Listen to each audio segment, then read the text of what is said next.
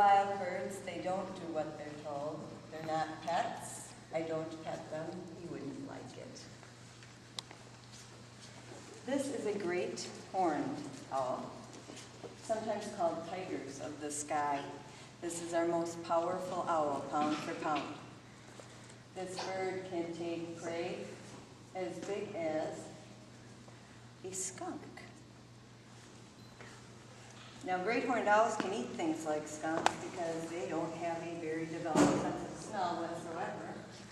And so they don't smell the skunkiness, and meat's meat, and an owl's got to eat, and so it's all the same to them. They're very powerful birds, and they're very good at what they do. I'm going to have you be an owl for a minute with me.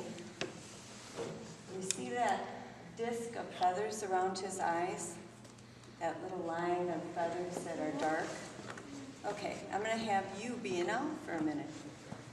And have you take your hand and make a cup and put it behind your ear, and then take it away, and then put it back behind your ear. And you'll notice that when you have that little cup behind your ear, that my voice sounds clearer and louder.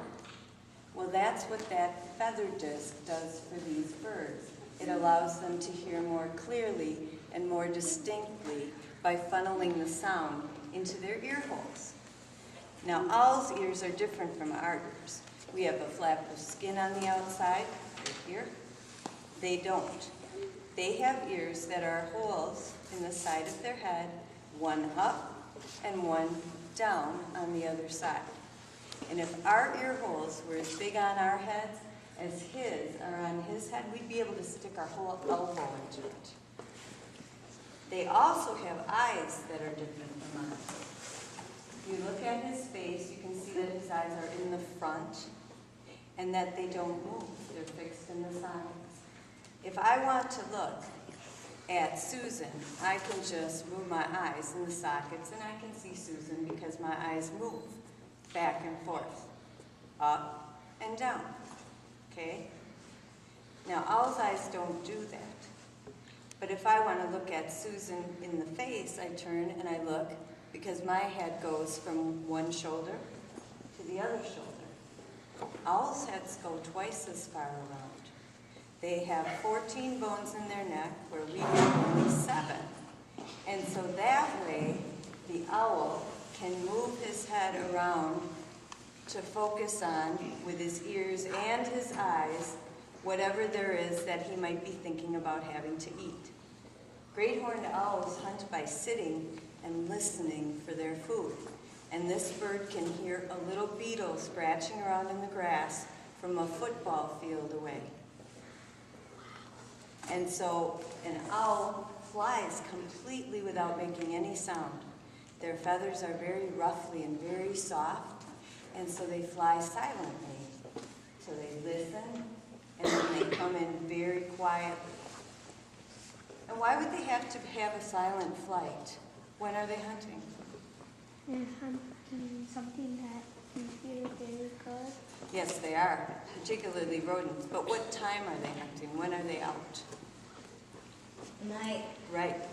So if you were a loud owl in the nighttime, you'd probably be a very hungry owl. Because in the daytime, there's lots of noises going on, so you don't have to be very quiet.